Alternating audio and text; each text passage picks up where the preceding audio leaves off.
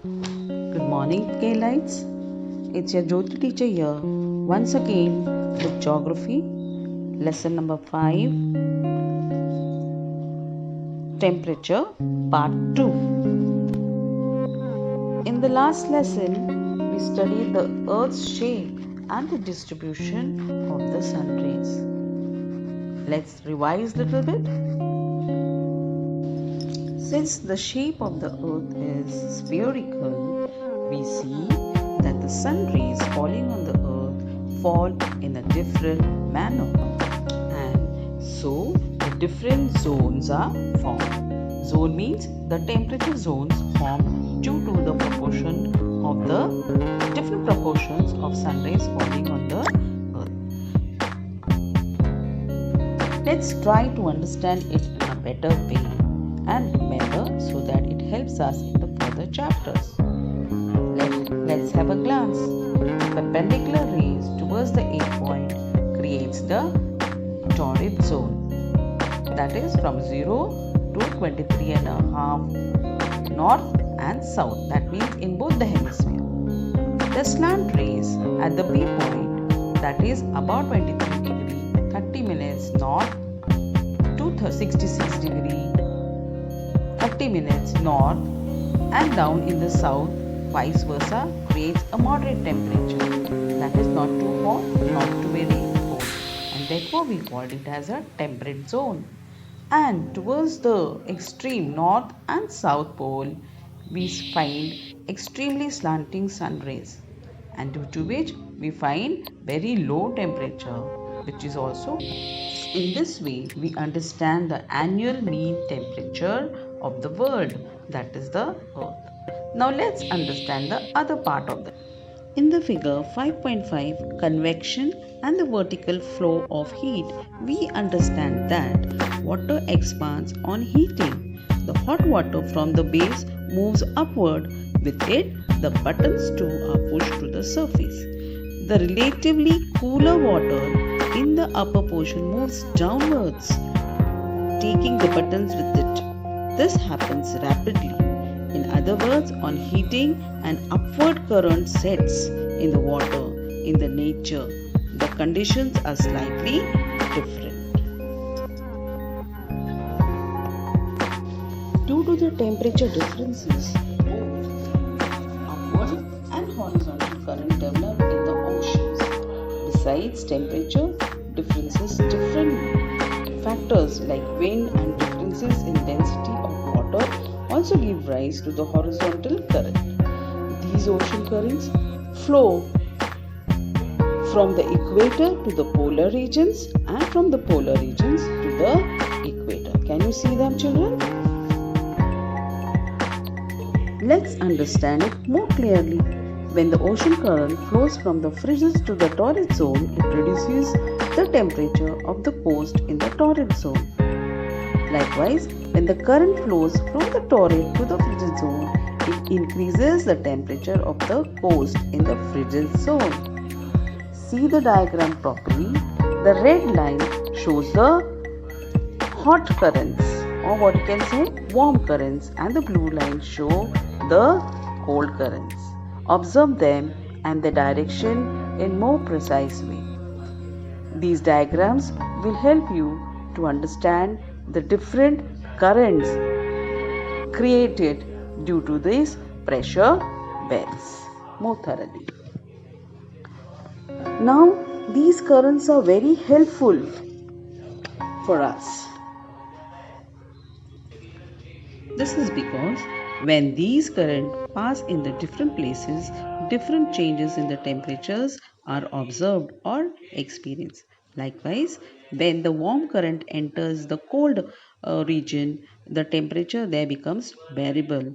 In the same way, when the cold current meets the torrid zone or enters the torrid zone, the coastal areas over there, the temperature becomes little bearable. This is how different currents are set in the ocean. See, observe the map carefully in your book and see the different names given to these currents. Now, we have another point also to understand. The regions with warm and cold current converge. This gives rise to the favorable growth of the planktons. Now, what are these planktons? They are the food for the fishes. The fish from the other areas travel towards these areas in large number. They breed in the warm waters. Breed means they lay eggs. Due to the high concentration of the fish population, fisheries thrive well in these areas. In the map, ocean currents give. See the figure 5.6. Locate such regions on the map. Find their names from an atlas or an internet and write these names on the map where these currents meet and converge. The business takes place. Now let's see the Geography Museum on your page number 27. There are a number of methods of showing distribution on map. When we study maps, we study the different heights of a continent, or sometimes we study the temperature of that region. We study the air pressure of that particular region, and sometimes we also see the rainfall in the region. Got it? So these notifications are shown with different methods on the map. So isolines. Isolines can be drawn using statistical information about natural factors. These lines are drawn on the map by joining all points having same value. The distribution on the regional or global levels can be shown using isolines of different factors like height, that is counter lines, temperature, that is isotherm. Then, if we are studying the pressure, that is air pressure, we call them isobars. And if we have studied the rainfall of a particular region, they are called as isoheight. So the pictures above show the different counter lines, isotherms, isobars and isoheights, etc. Let us understand them properly.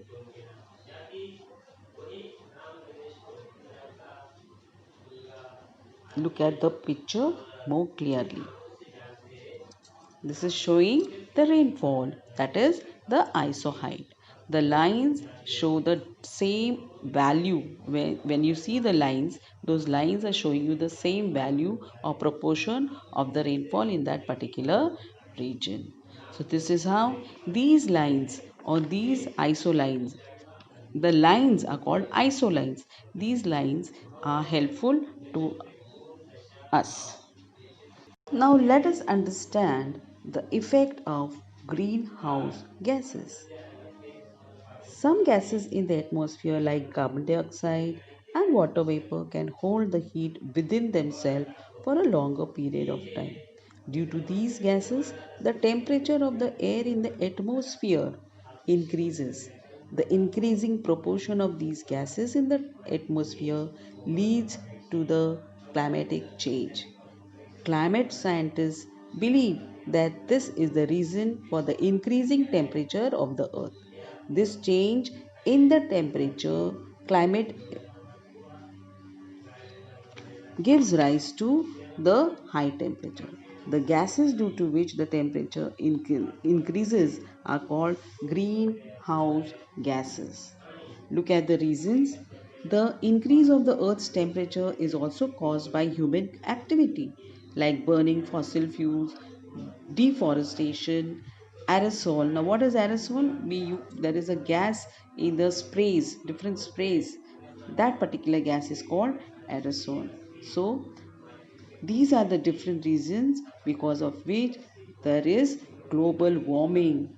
This is what we talk about when we are talking about the temperature. So this also becomes one of the important point. Now see page number 28 of your textbook and make friends with the map. After studying, we understand that the imaginary lines shown on the map shows the temperature of given place in degree Celsius. They are called as isotherms. These lines are connected to the places with the same temperature after avoiding the effect of the height on the continent. After studying thoroughly, we understand that the isotherm in the southern hemisphere are fairly parallel to the latitudinal lines. From the South Pole to the Tropic of Capricorn, the distance between these lines is almost equal. As the proportion of the land in the southern hemisphere is limited, the temperatures in these parts are largely influenced by these latitudes. Whereas in the northern hemisphere, the distance between these lines varies. In this hemisphere, the proportion of land is comparatively greater. This also affects the distribution of temperature. These effects are seen in the form of variations in the distances between the isotherms and the curved nature of these lines.